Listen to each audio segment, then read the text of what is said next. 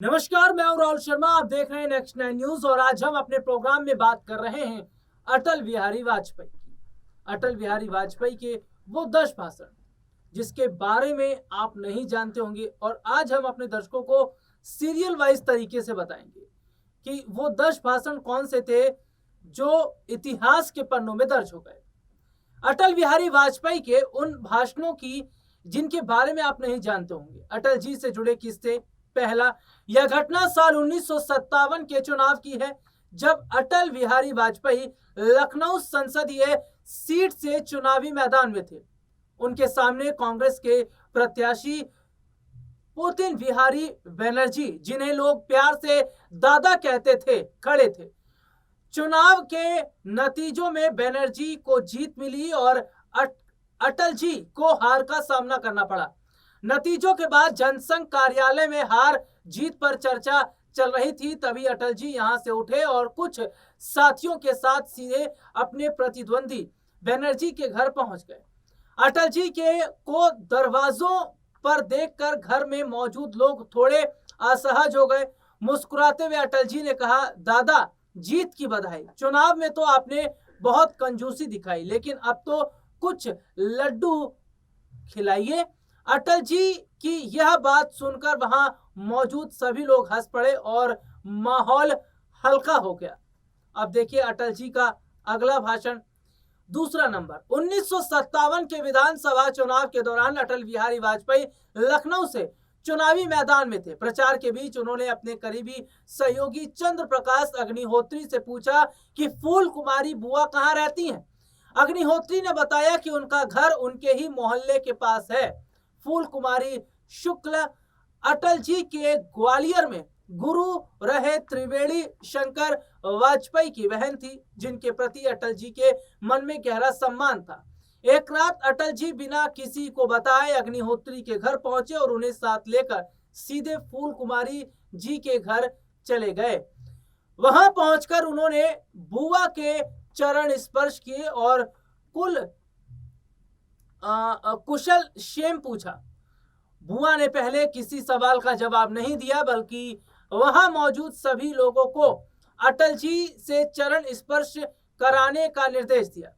अटल जी ने बुआ की बात को आदेश मानते हुए पंक्ति में खड़े सभी लोगों के पैर छुए, चाहे वह बच्चा हो या बुजुर्ग। जब कुछ लोगों ने संकोच में उनका हाथ बीच में रोकने की कोशिश की तो अटल जी मुस्कुराते हुए बोले, यह बुआ का आदेश है और आदेश का पालन तो होगा ही। नंबर 3, जनसंघ लखनऊ की ओर से बेगम हजरत महल पार्क में अटल बिहारी वाजपेयी जी के सम्मान में एक धन्यवाद सभा आयोजित की जा रही थी, लेकिन उसी दौरान अटल जी को एक जरूरी काम से ग्वालियर जाना था। उस समय वे लखनऊ में आरिफ वेग के साथ ठहरे हुए थे। रात करीब 10 बजे कुछ युवा कार्यकर्ता अटल जी से मिलने पहुंचे और आग्रह किया कि उन्हें सभा को संबोधित करना है। इस पर अटल जी ने कहा कि अगली सुबह 8 बजे उन्हें रवाना होना है, ऐसे में सभा करना संभव नहीं होगा। तब युवाओं ने उत्साह से जवाब दिया कि सभा सुबह 7 बजे रख ली जाएगी। यह सुनकर अटल जी ने मुस्कुराते हुए पूछा कि इतनी सुबह कैसी सभा होगी। इस पर कार्यकर्ता जोश में बोले, अटल जी भयंकर सभा होगी। यह सुनकर अटल जी ने वहीं मौजूद आरिफ वेग की ओर देखते हुए मजाकिया अंदाज में कहा, क्यों जी, भयंकर सभा में जाना चाहिए कि नहीं। नंबर 5, 1995 में अटल बिहारी वाजपेयी लखनऊ पहुंचे थे, जहां वे बीजेपी के मेयर प्रत्याशी के समर्थन में चुनाव प्रचार कर रहे थे। मंच से भाषण की शुरुआत करते हुए अटल जी ने कहा, आज से करीब 40 साल पहले मैं जवान हुआ करता था, गंजिंग करता था और केसर बाग चौराहे पर बैठा करता था, यानी हंसी मजाक वाला माहौल।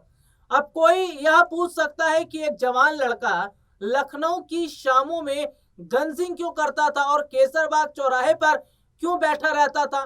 उनकी यह बात सुनकर वहां मौजूद लोग हंस पड़े। सीटियां बजी और तालियों की गूंज सुनाई देने लगी।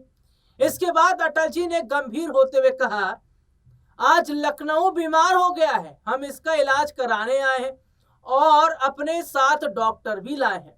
डॉक्टर एस सी रॉय ये लखनऊ की बीमारी को दूर करेंगे ताकि आप फिर से बेफिक्र होकर गंजिंग कर सकेंगे और केसरबाग चौराहे पर बैठ सकेंगे।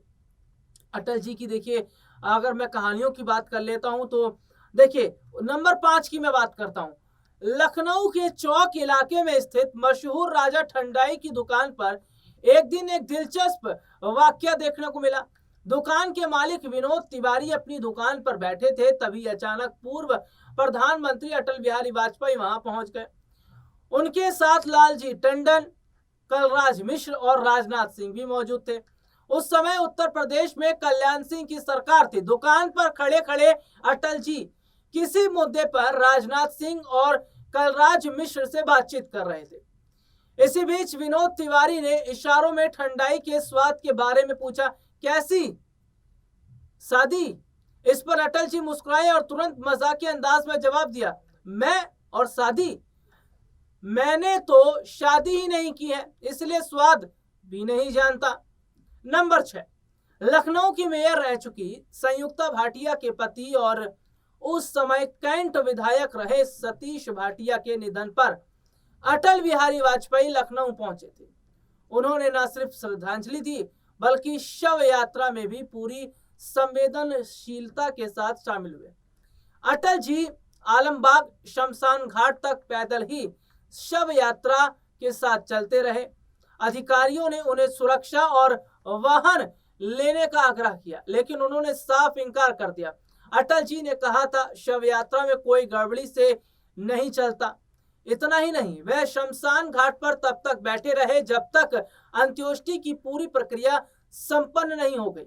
नंबर 7, लखनऊ में पूर्व प्रधानमंत्री अटल बिहारी वाजपेयी ने बिजली विभाग में अनियमितताओं का आरोप लगाते हुए अधिशासी अभियंता कृष्ण के खिलाफ मुकदमा दर्ज कराया था। इस मामले को तत्कालीन राज्यपाल ने गंभीरता से लिया और जांच के आदेश दिए। साथ ही हजरतगंज थाने में संबंधित अधिकारी के खिलाफ एफआईआर दर्ज कराने के निर्देश भी दिया गया। पुलिस ने मामले की जांच के बाद में यह निष्कर्ष निकाला कि आरोपों के समर्थन में पर्याप्त साक्ष्य उपलब्ध नहीं है।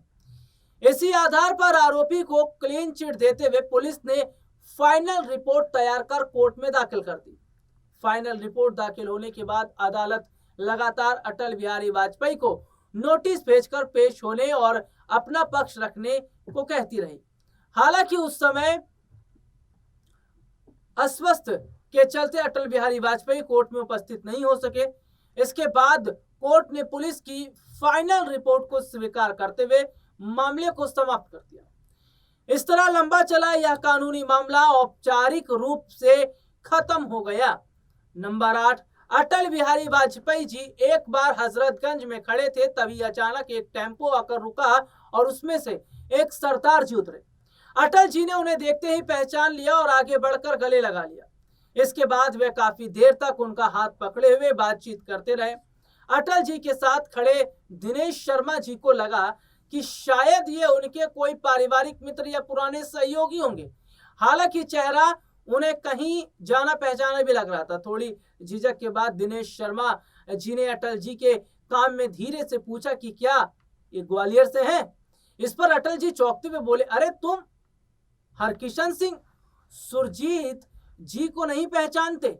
इसके बाद वे सुरजीत जी की ओर मुड़े और मुस्कुराते हुए बोले, कम्युनिस्ट लोगों की अब यह हालत हो गई है। सुरजीत साहब, 9वां नंबर का सुनिए भाषण। यह किस्सा साल 1990 का है, जब लाल कृष्ण आडवाणी रथ यात्रा पर निकले हुए थे और अटल बिहारी वाजपेयी जी उनके समर्थन में लखनऊ एयरपोर्ट पहुंचे थे। उस समय उत्तर प्रदेश में मुलायम सिंह यादव की सरकार थी।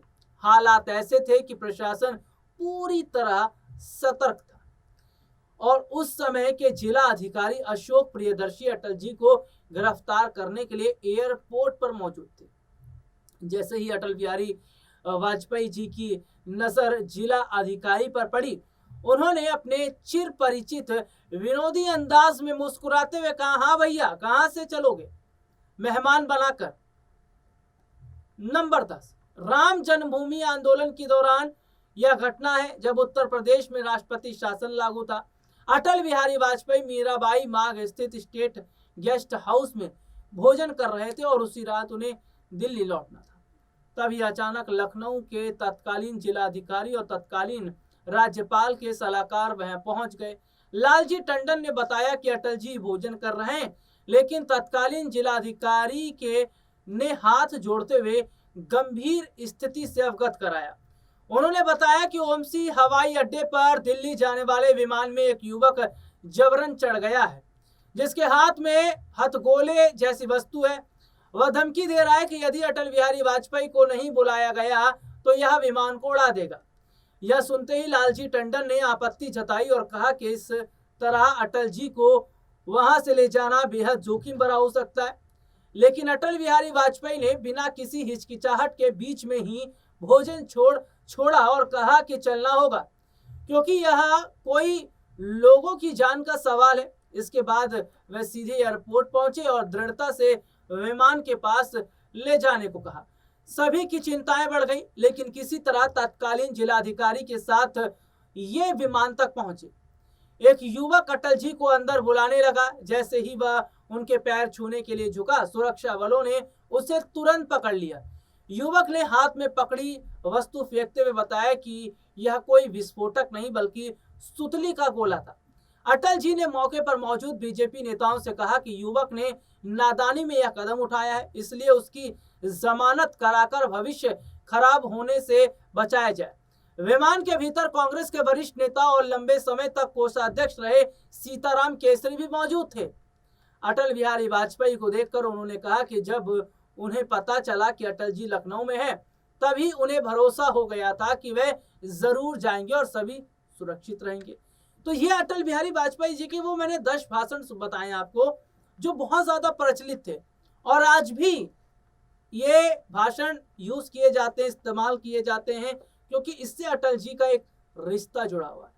फिलहाल आज के इस प्रोग्राम में इतना ही, फिर आपसे दोबारा मुलाकात होगी। तब तक के लिए मुझे इजाजत दीजिए। नमस्कार।